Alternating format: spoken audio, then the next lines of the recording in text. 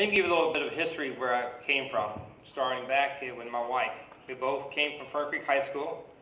I graduated in 74, she graduated in 77. We moved out of Kentucky in 85 to Georgia because of jobs. I don't know if y'all remember that, but about 25% of the population left because of lack of jobs. Then in 1998, 1999, my wife cornered me into a room and says, "You will get me back to Kentucky. You have till year 2000. So I said, "I'll keep that promise." So I had 6 months spare. I came back here in June of 1999. So I was pretty lucky I didn't break that promise. And that makes a big difference. I'm a blue-collar worker. I work for UPS. I've been working all my life.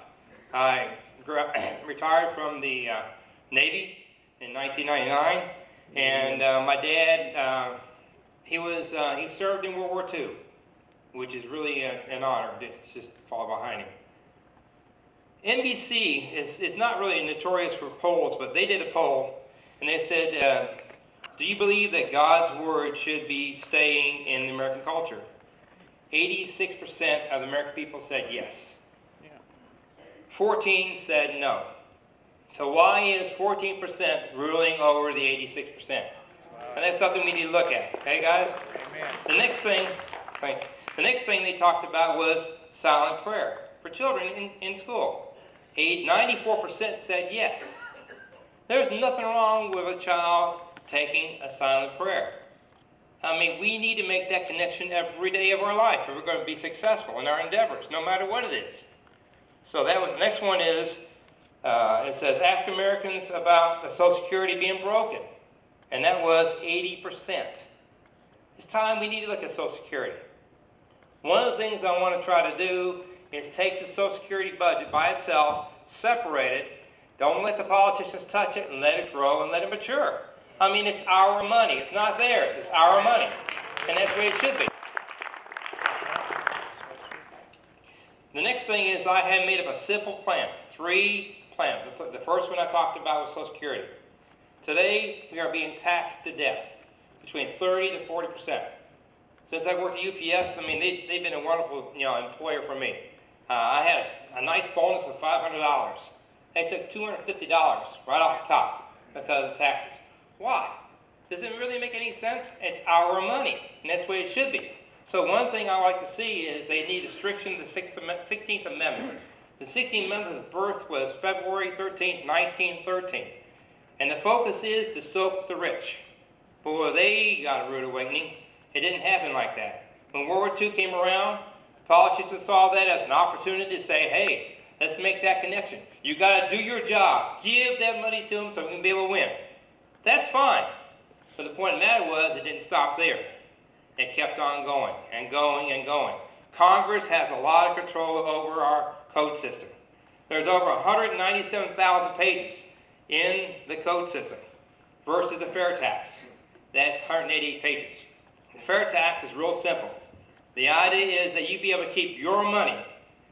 The point of the matter is that when you go and get your paycheck, that money is yours. You would be empowered what to do with it. And for example, fair tax. No payroll tax. Wouldn't that be cool? No capital gains tax. No corporate tax. No personal tax forms. Which means you don't have to worry about April 16th anymore. Payroll withholding, personal income filing taxes, pension taxes, taxes on Social Security. Why? You worked all your life. Why are they going to tax you again? And repeal the 16th Amendment. The point of the matter is this.